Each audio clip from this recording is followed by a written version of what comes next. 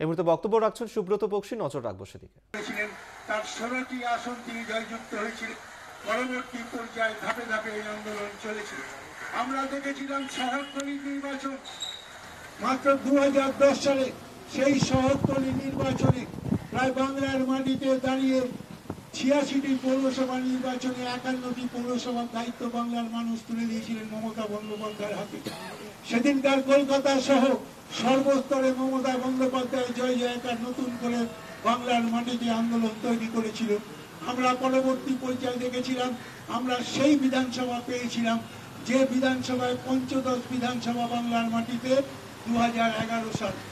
2011 সালে বাংলার মাটিতে দাঁড়িয়ে মমতা বন্দ্যোপাধ্যায় কখনো সাইকেলে, কখনো স্কুটারে, কখনো গাড়িতে, কখনো ট্রেনে গিয়ে পৌঁছলেন বাংলার মানুষের কাছে আবেদন করলেন, বাংলার মানুষ যদি তৃণমূল কংগ্রেসকে সমর্থন করেন এই নির্বাচনে, বাংলা একটা সন্ত্রাসমুক্ত বাংলা, একটা উন্নয়নমুখী বাংলা করতে চাই। সেদিনকার মমতা বন্দ্যোপাধ্যায় পরবর্তী পর্যায়ে মানুষের সর্বস্তরের মানুষ, সর্বধর্মের মানুষ, সর্বজাতের মানুষ, সর্বপেশার মানুষ সম্পূর্ণভাবে মমতা বন্দ্যোপাধ্যায়কে সমর্থন করে বলে দিয়েছিলেন। মমতা বন্দ্যোপাধ্যায়কে সামনে রেখে 2011 সালের 20শে মে যে সরকার, মহামাটি মানুষের সরকার, প্রথমে মমতা বন্দ্যোপাধ্যায় নামাঙ্কিত করেছিল।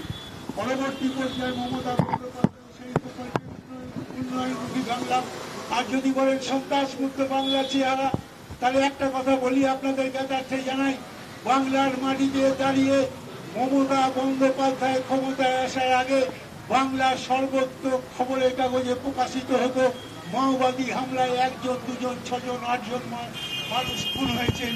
কিন্তু মমতা বন্দ্যোপাধ্যায় ক্ষমতায় আসার পর মাওবাদী হামলায় একটা মানুষের খুন হয়নি। এর পরিস্থিতির মধ্য দিয়ে সন্ত্রাস মুক্ত বাংলা একটা সময় ছিল যখন বাংলার মাটিতে দাঁড়িয়ে মমতা বন্দ্যোপাধ্যায় গোর্খাল্যান্ড দিতে হবে এই আওয়াজ তুলে কিছু বিচ্ছিন্নতাবাদী শক্তি একে একে সমর্থন হয়ে 1 দিন 2 দিন 38 দিন 29 দিন এবং 56 দিন পর্যন্ত বন্ধ রেখেছিলেন। আর আজ বাংলার মাটিতে দাঁড়িয়ে মমতা বন্দ্যোপাধ্যায় দার্জিলিংয়ে যে কথা বলেছেন, দার্জিলিংয়ের মেলে দাঁড়িয়ে বলেছিলেন বাংলার মাটিতে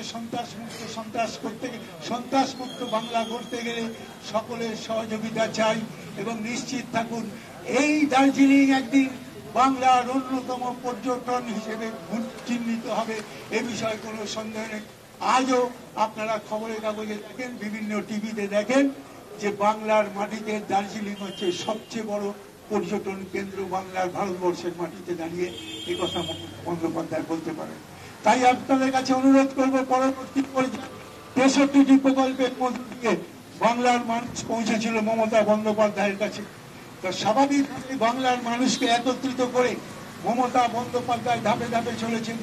2016 সালের নির্বাচনের প্রাক্কালে যখন বাংলার মাটিতে দাঁড়িয়ে কংগ্রেস এবং মার্ক্সবাদী কমিউনিস্ট পার্টি একত্রিত হয়ে নির্বাচনে লড়াই করলেন খালি মমতা বন্দ্যোপাধ্যায়কে প্রতিহত করার জন্য, সেদিনকার মমতা বন্দ্যোপাধ্যায়ের সামনে দাঁড়িয়ে 7 দফায় বিধানসভা নির্বাচন হয়েছিল এবং সেই বিধানসভা নির্বাচনে বাঁকুড়া থেকে পুরুলিয়া 41 ডিগ্রি দাবদাহ, তার মধ্যেও মমতা বন্দ্যোপাধ্যায় ধাপে ধাপে এগিয়ে মানুষ 2 ঘন্টা 3 ঘন্টা 4 ঘন্টা লাইনে দাঁড়িয়ে মমতা বন্দ্যোপাধ্যায়কে সমর্থন করেছিলেন।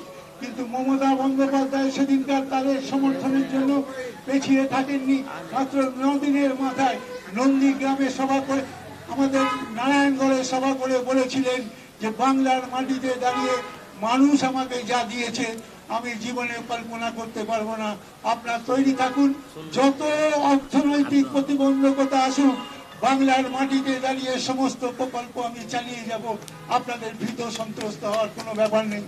পরবর্তী পর্যায়ে মমতা বন্দ্যোপাধ্যায় এক এক করে আমরা 2000 সেদিনকার বাংলার মাটিতে দাঁড়িয়ে আমরা দেখেছি মার্ক্সবাদী কমিউনিস্ট পার্টি এবং কংগ্রেস একত্রিত হয়ে, আর পেছন থেকে কিছু সংবাদ মাধ্যমকে সঙ্গে নিয়ে তারা প্রচার চালিয়েছিল কেন্দ্রে ক্ষমতাসীন রাজনৈতিক দল, সংবিধান বিরোধী রাজনৈতিক দল ক্ষমতায় থাকিয়ে বলেছিল যে বাংলার মাটিতে আমরা আগামী নির্বাচন